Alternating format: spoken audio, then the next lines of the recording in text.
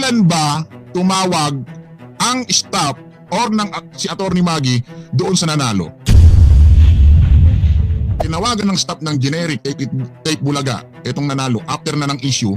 Ang mangyayari niyan, kung ako yung nanalo, iisipin ko, ano ba yan kung di pa na-issue, hindi pa ako kukontakin. Hindi nyo kayang panindigan yung title ng segment ninyo na quick response, quick reward, huwag kayong maglagay ng ganyang pangalan ng segment ninyo. At por ito, huwag kayong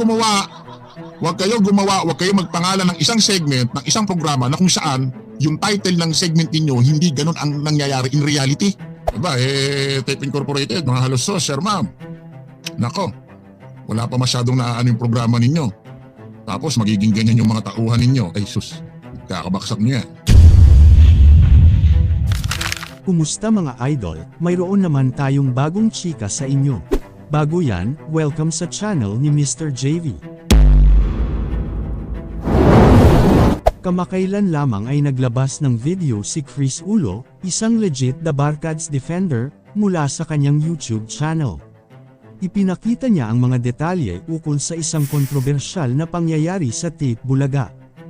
Ang isiniwalat ni Chris Ulo ay may kinalaman sa segment ng Tape Incorporated na tinawag na Quick Response, Quick Reward, o QRQR.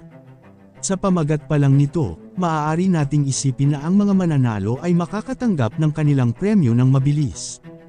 Noong September 11, may isang contestant na kinilala bilang si Mary Ann Coste ay nanalo sa naturang segment. Subalit, ito ay hindi nagdulot ng kasiyahan kay Mary Ann. Nagreklamo siya dahil hindi niya natanggap ang kanyang napanalunan. Nagkomento si Mary Ann Coste tungkol sa nangyaring insidente. Nagtanong siya kung paano ang proseso ng pag-claim ng kanyang premyo. Sabi niya, "Good afternoon po, nanalo po ako nung Lunes sa QRQR, pero di pa po ako tinawagan, paano po ang process nito, salamat po." Gayunpaman, kinumpirma ng vlogger na si Chris Ulo kung naibigay na raw ba ngayon ang premyo ni Mary Ann. Sinabi niya na interesado siyang i-interview si Mary Ann upang itanong kung natanggap na niya ang mapapanalunan niyang pera na 9,999 pesos.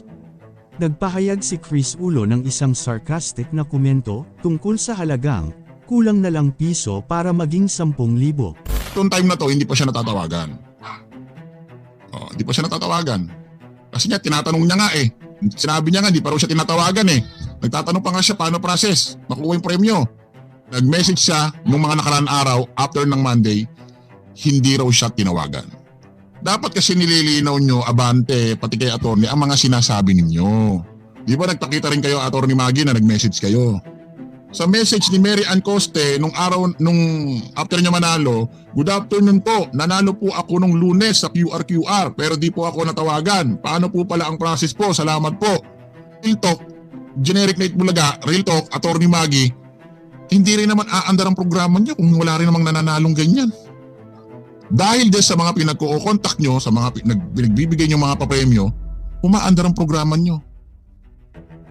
Ako, ano ibig ko sabihin? Meron bang quick reward na aandar pa ang 24 oras? Kahit pagdalo na natin sa barangay ito Sinabi mong quick response, quick reward.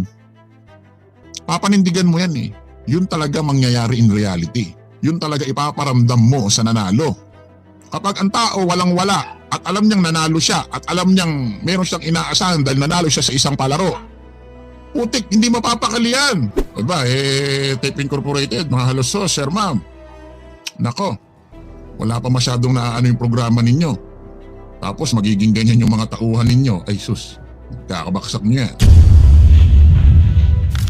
Sa gitna ng kontrobersya, nagsalita ang legal counsel ng Tape Incorporated na si Atty. Maggie Abraham Garduque. Ayon sa kanya, may mga kailangang detalye si Mary Ann Coste para mabigyan siya ng premyo.